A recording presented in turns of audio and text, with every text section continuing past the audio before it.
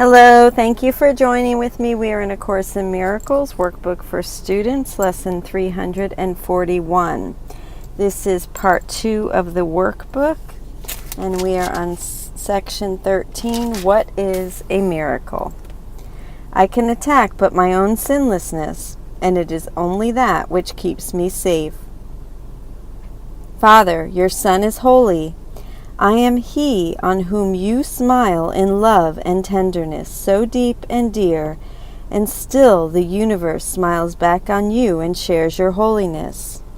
How pure, how safe, how sacred, then, are we, abiding in your smile, with all your love bestowed upon us, living one with you in brotherhood and fatherhood complete, in sinlessness so perfect that the Lord of sinlessness conceives us as his Son, a universe of thought completing him.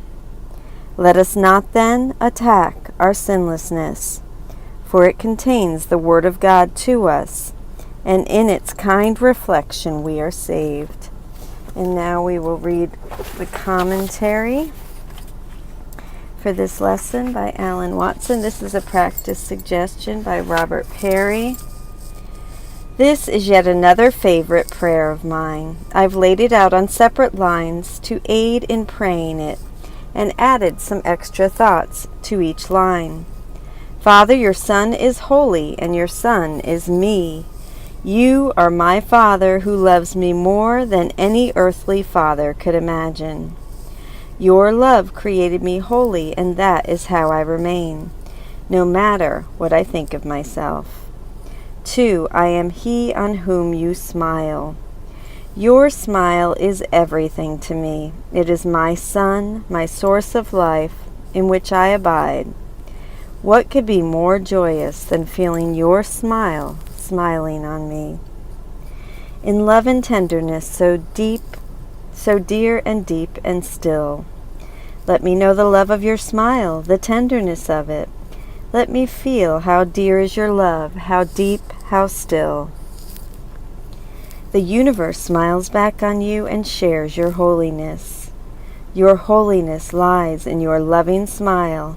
In smiling back on you, we share your holiness.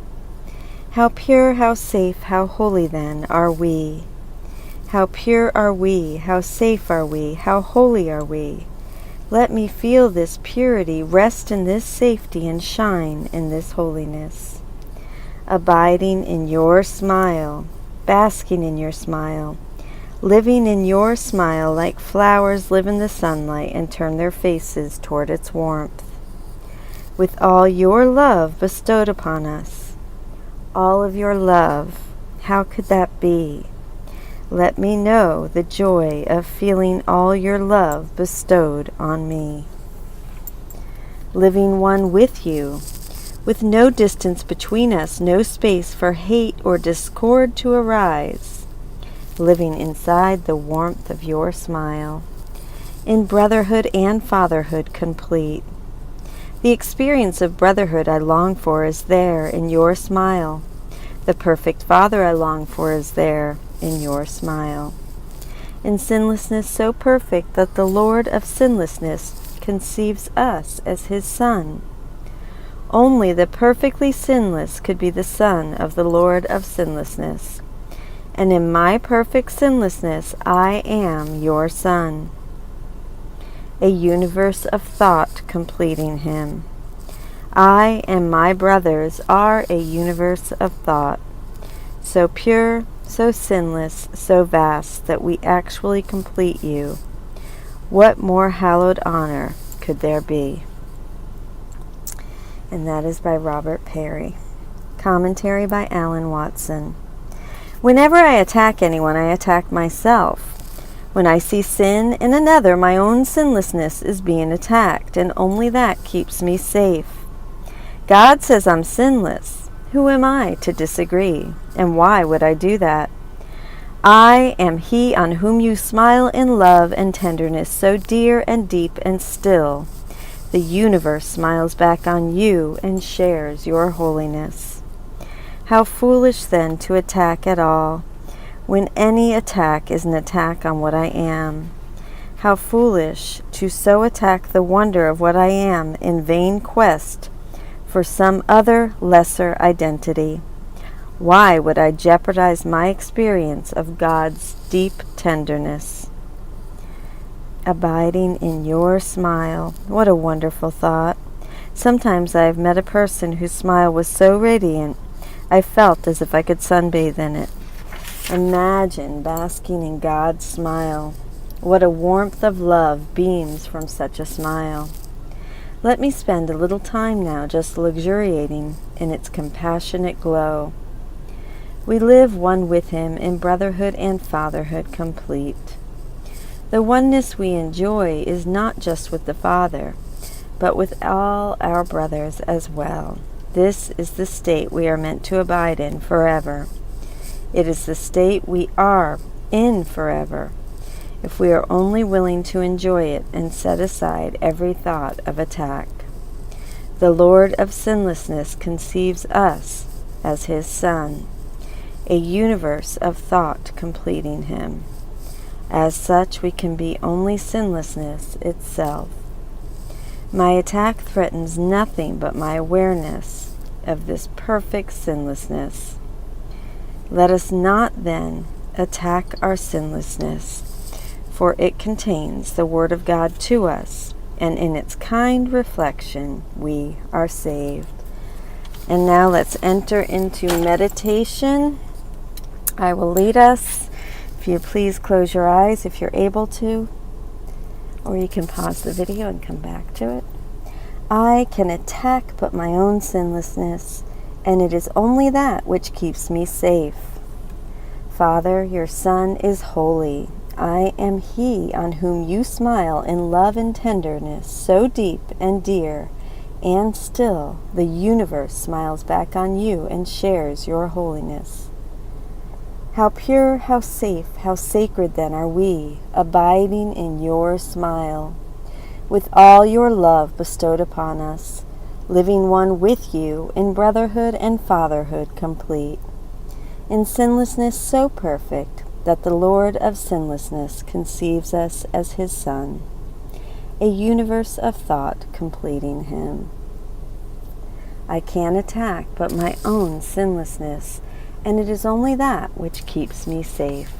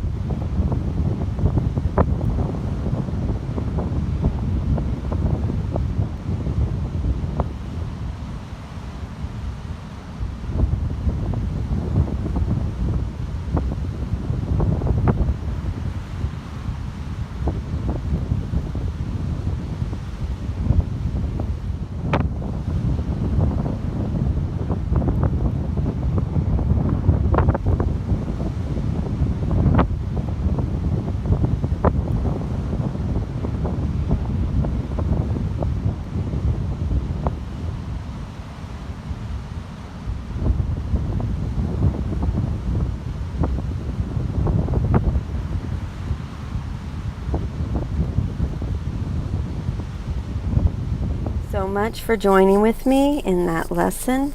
And now we will read part 1 of What is a Miracle, paragraph 1, sentences 1 through 3. And this is commentary by Alan Watson. A miracle is a correction. It does not create nor really change at all. The miracle corrects. It does not create. It does not make anything new. It merely adjusts a mistaken assessment of what already is. As Lesson 341 says, we already are sinless. We do not need to become sinless. All that we need to do is to end our attack on our own sinlessness. We think of a miracle as some amazing change in the way things are. But a miracle, as the Course sees it, changes nothing. It simply takes away a false perception. It removes the veneer of sin and guilt we have laid over our innocence, and reveals the unchanging innocence we have attempted to hide. A miracle often has external effects, although not always.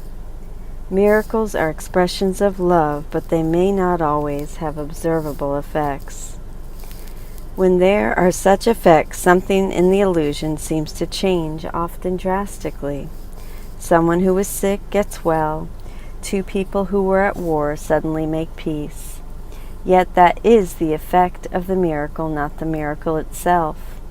The effect simply reveals in form what has always been true in reality.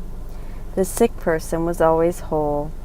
The warring friends were always joined as one mind. The observable effect shows us that the form was never real in the first place.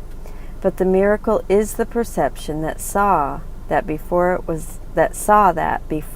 was an observable effect, and by realizing the falsity of the illusion, changed the illusion. A miracle merely looks on devastation and reminds the mind that what it sees is false.